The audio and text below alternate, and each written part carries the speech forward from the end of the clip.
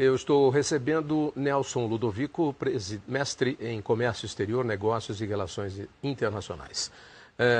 Obrigado pela presença, Nelson. Prazer em conhecê-lo. Muito obrigado. Falar um pouquinho sobre a crise na economia europeia e os efeitos na exportação. Diferente do que alguns diziam, não todos, e nós não dizíamos isso, a crise financeira internacional efetivamente hoje afeta os negócios do Brasil com a Europa, inclusive o nível de investimentos no Brasil. Essa é uma nova realidade com que conviver, não é, Nelson? Inclusive, fim de semana, eu passei os últimos dias em Natal, e eu me lembro da cidade de Natal, no Rio Grande do Norte, 2 anos atrás, explodindo num verdadeiro boom imobiliário, com dinheiro estrangeiro entrando em construção e prédios e hotéis. Hoje, 2 anos depois, a gente vê muita coisa parada, muita gente receosa, projetos estagnados, alguns foram, gente renegociando situações porque o dinheiro estrangeiro parou de vir. Eu só dei um dado aqui do que eu constatei nesse final de semana. Essa é a realidade. A realidade é bem maior, né, Tavinho? Considerando que eu estou chamando isso da nova ordem econômica mundial. Nós já tivemos várias fases da nossa economia e da economia mundial, começando lá atrás com o liberalismo clássico, depois o neoliberalismo, que veio até praticamente o ano 2008, e desse momento para cá isso passou a ser chamado, nessa nova ordem mundial, de barreiras. Os países estão se protegendo. E é claro que isso respinga. Por melhor que esteja a estrutura, por melhor que estejam as perspectivas e as próprias iniciativas de governos, é claro que o comércio, a indústria, o agronegócios, toda a economia, ela sente. E é uma realidade. Nós precisamos repensar e rever a geografia econômica do Brasil. Eu li um artigo recentemente, há algumas semanas, no jornal, do Benjamin Steinbrück. E ele disse assim, acabou o tempo da moleza. Quem quiser ganhar dinheiro vai ter que trabalhar, arregaçar as mangas e trabalhar. Sem dúvida. Eu achei bastante interessante porque ele disse, ele estava se referindo especificamente ao Brasil, onde muitos investimentos tinham um retorno altíssimo, sem praticamente nenhum esforço ou apenas uma margem de risco por parte do investidor. Exato. E hoje, com esse novo cenário internacional, as taxas de remuneração caíram muito. Você precisa fazer em 10 anos o que você fazia em 2 anos. Exato. Né? E aí, para o comércio também vale. Existe uma nova geografia que tem que ser repaginada. Sem dúvida. Eu estou chamando isso de um grande novo teatro. Tá. Tem um ambiente interno e tem o cenário. O ambiente interno é aquele que nós naturalmente conhecemos ou procuramos conhecer da melhor forma possível na adaptação dos valores, dos investimentos, da produção e a safra, que é o que vai garantir muito a nosso superávit da balança comercial. Ora, se eu tenho um ambiente interno que eu passo a ter um domínio um pouco maior, eu tenho que tomar muita atenção do cenário internacional. É como se eu estivesse entrando num teatro. Eu tenho um ambiente que eu conheço, os meus amigos que estão em volta. A plateia. E o cenário internacional? Né? Quem são os atores? Os novos atores estão surgindo no mundo. A África é um grande ator hoje. Nelson, e como é que fica aquela questão da vocação desenvolvida ou encontrada pelos países? O Brasil hoje caminha para ser um grande produtor de alimentos para o mundo, fornecendo commodities. Já está. Né? Você tem países que se especializaram em fornecer TI, tecnologia da informação, países que se especializaram em fornecer carros, máquinas e equipamentos. E nesse momento do protecionismo, onde eles precisam ter os seus funcionários trabalhando, precisam ter a renda interna para poder girar a economia, mas precisam comprar, porque eles precisam vender também. O comércio, né? O comércio exterior. Como é que ficam essas relações? Olha, eu vejo que tem que iniciar pela educação. A educação empresarial. A organização empresarial e a cultura que deve existir, não em relação só à exportação, aos negócios internacionais.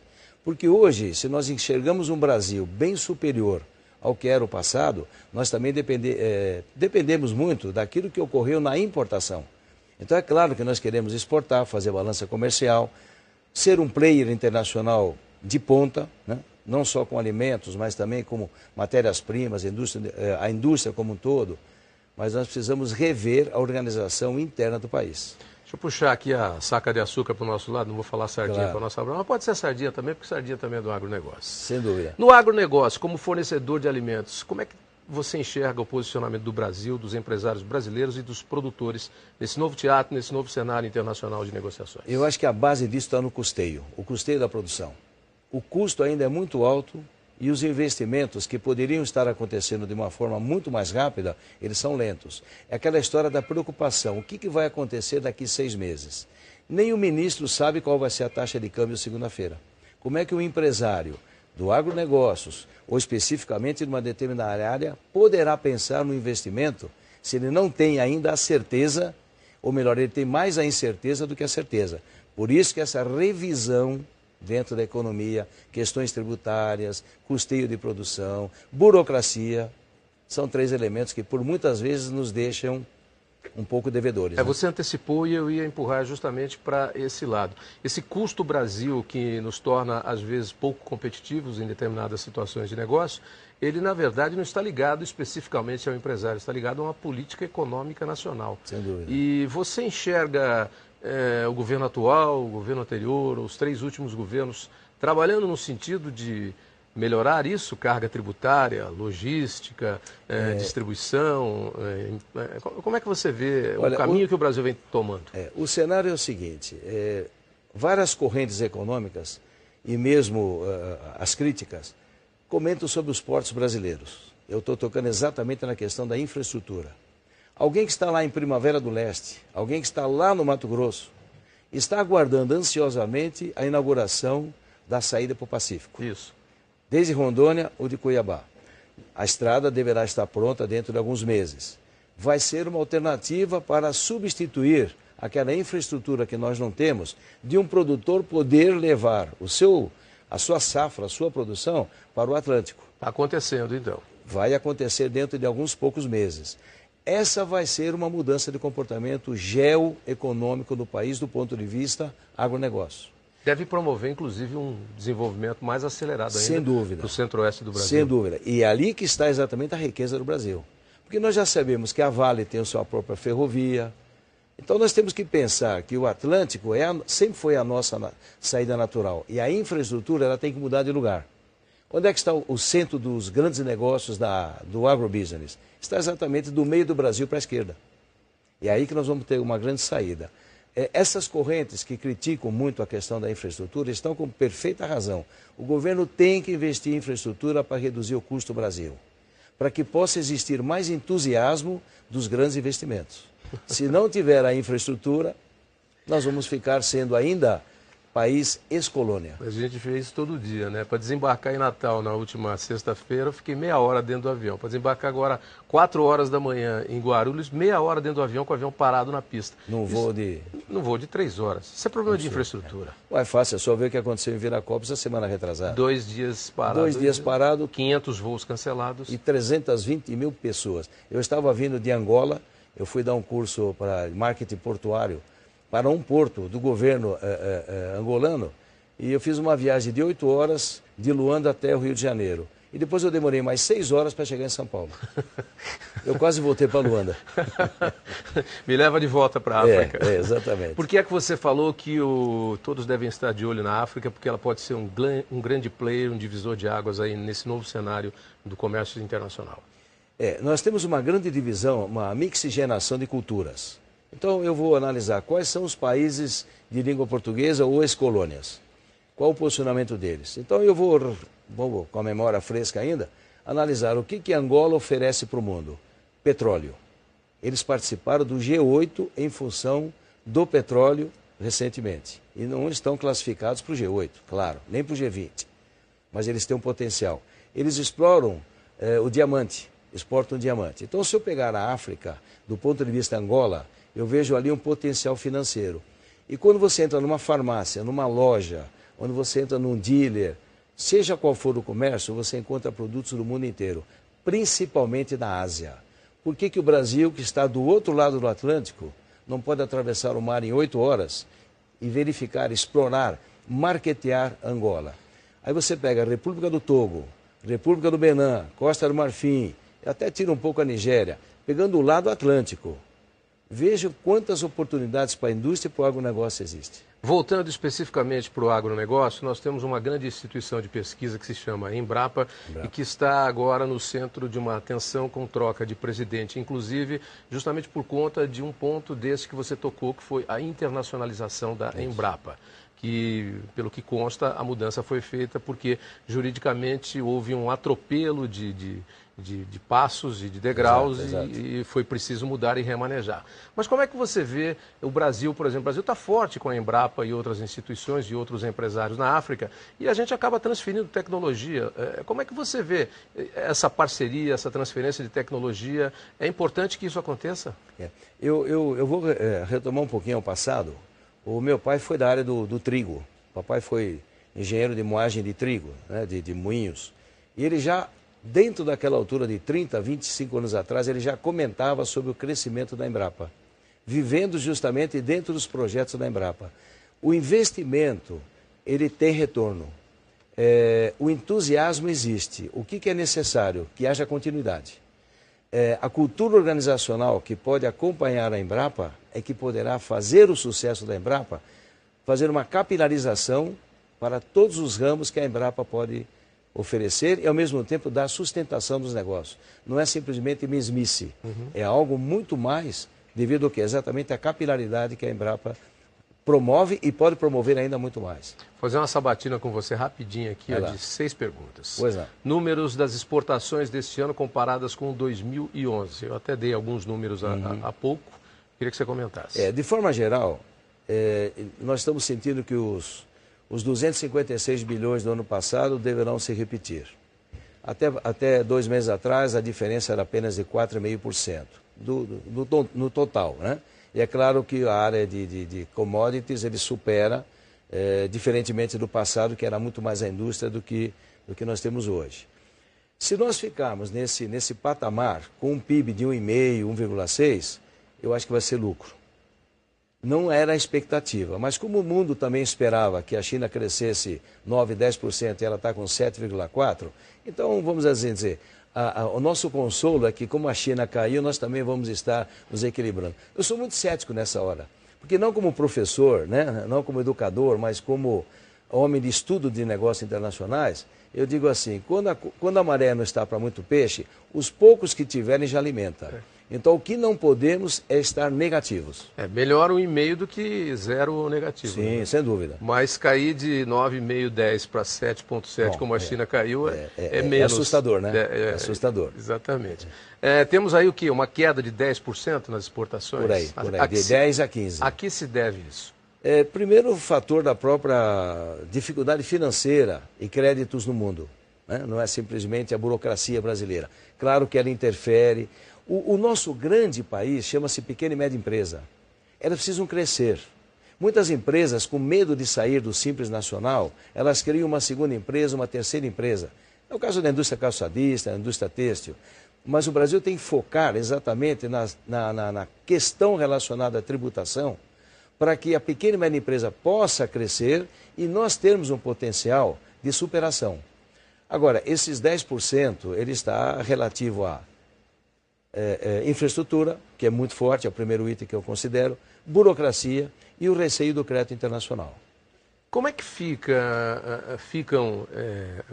uniões de países que às vezes parecem como parceiros, mas no momento você tem quebra, por exemplo, a União Europeia, aí você tem quebra financeira dos países, ou o Mercosul, e aí você tem quebra de ideologia, de filosofia, então não se chega a um acordo. E até de regras, né? Até de regras. Como é que o Brasil deve se comportar em relação a esses grupos, por exemplo, esses parceiros comerciais?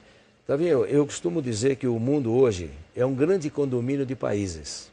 Já não existe mais a individualidade. Então, se você pegar um NAFTA, a União Europeia, o Mercosul e aí vai, há de se analisar que os acordos eles têm que ser firmados e, perante a OMC, têm que ser mesmo cumpridos.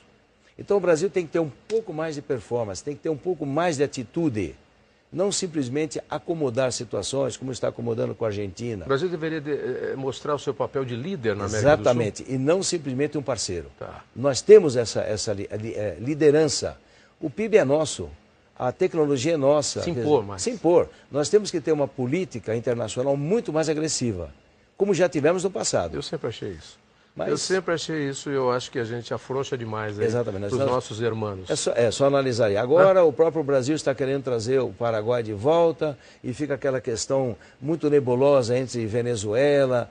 E eu pergunto, o Brasil precisa tanto assim dessas pequenas parcerias? Fica aquilo que a gente chama de lenga-lenga, né? É o lenga-lenga. É o lenga-lenga para cá e para lá, e aí que não vem, né? E o dinheiro, exatamente, o negócio não sai. A China, como é que está a relação com a China? A China ainda é a grande locomotiva, apesar dessa queda para 7,7. E a relação do Brasil com a China é boa, mas é perigosa. O Brasil é dependente o primeiro parceiro comercial, os maiores compradores é a China, segundo Estados Unidos, terceiro a Argentina. Né? Então nós temos aí o grupo dos 7 grandes compradores do Brasil. É bom quando você tem um grande comprador como a China, mas é perigoso, porque se de repente amanhã ele resolve subir o zíper do bolso, como é que faz? Não, ou ele colocar as barreiras, como o Brasil está colocando. A economia também, né? Exato. Regredir? Essa mixigenação de produtos, o próprio soja, o minério... veja, Tavinho, é uma situação onde o Brasil não pode perder de vista os bons negócios com a China. Por quê? Porque se por um lado ela é um grande credora dos Estados Unidos, nós por outro lado somos credores na balança comercial. Então o que é necessário? Que haja uma política externa bem focada e específica com a China. Porque, como já disse um colega uma vez, a sorte que em certos locais da China eles não têm água. Porque se eles tivessem, o soja nosso não iria para lá. É verdade. Então precisa ter um bom relacionamento e uma política voltada exclusivamente para a China. Isso é redundância? É, mas é importante. Por quê? Porque é a potência. A Alemanha hoje já não é mais a primeira, é a 4ª potência. Então nós precisamos ter uma relação internacional, eu diria, relações econômicas internacionais mais atuante e um foco especial para a China. Eu volto só um pouquinho nessa questão dos países da América Latina, que são os grandes parceiros do Brasil. A Argentina é o maior deles, né, na questão da troca, mas a gente tem muitas brigas e muitas posições divergentes. Como é que você vê isso? O Brasil com uma economia em ascensão, a Argentina com uma economia em decadência e mesmo assim se impondo. E você citou bem, o Brasil precisa se impor mais. Em relação à Argentina também. Sem dúvida. Quem está sofrendo muito é a indústria. É a indústria, porque os pedidos, os contratos internacionais chegam, o produtor brasileiro apronta dentro do prazo previsto e depois a licença de importação, a declaração juramentada que o argentino tem que fazer perante o governo, passa dos 60 dias, que é a ordem da Organização Mundial do Comércio. Então, nesse momento, o que se deve pensar? Amigo, quando você tiver a sua licença aprovada, eu vou produzir para você. Nós temos que nos impor. É muito perigosa a situação nesse momento. É muito perigosa. As indústrias investem, o negócio como um todo está investido, tem que existir retorno desse investimento. Como é que está sendo resolvido isso? Ou não está? Olha, não está. Não está. Não está, não está. Recentemente, inclusive, o próprio SCAF da Fiesp fez uma reunião, Paulo SCAF, fez algumas reuniões na Argentina com empresários e acabou-se num bom tango e num bom vinho. Infelizmente, ele teve uma grande boa vontade, porém, os empresários voltaram decepcionados. Entrecô, vinho e tango é bom, mas para fazer festa, né? Mas não na hora do negócio. Não na hora do negócio. E para finalizar essa crise na União Europeia, você vê sinais de melhora nisso? Olha, eu estou vendo uma situação relativamente nova, não de melhora, mas pensando numa acomodação. A situação da Grécia, todos sabem qual é, a Espanha também, né? Portugal está lindo. Mas eu vi uma luz no final do túnel, aí onde a Índia fez um acordo com a União Europeia do sistema de moeda local. O sistema de moeda local, a Índia, fez um acordo com 27 países da União Europeia. Ou seja, eles vão negociar com suas próprias moedas. Como o Brasil tem com a Argentina. É que não é aproveitado. Então nós temos aí equalizações através dos bancos centrais, onde eu faço uma proposta em reais para um argentino, ele vai verificar a cotação perante o Banco Central dele e ele vai comprar em peso argentino e vai me pagar em reais. Ou seja, mas nós temos isso com a Argentina e não executamos. Não, está lá. Agora, aí é o empresariado. O empresariado que tem que ter atrás. Entrar no site do Banco Central, no link SML, Sistema de Moeda Locais, é tranquilo verificar como são os padrões.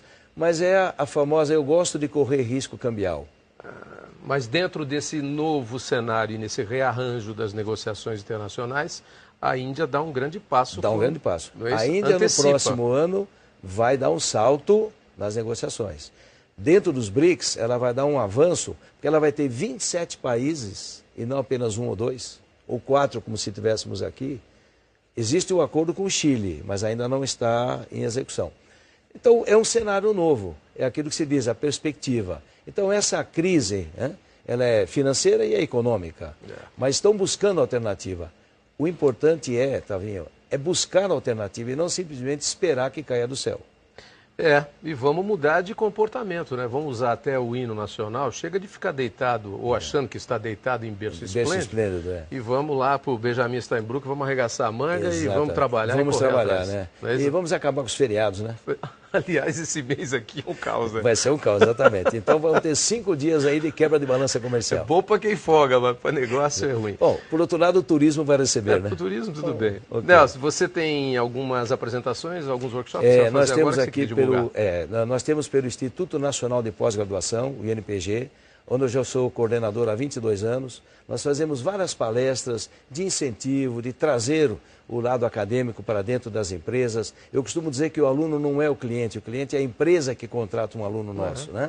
Então nós temos palestras em São Paulo, na próxima semana, terça-feira, em Rio Preto, no Ciesp.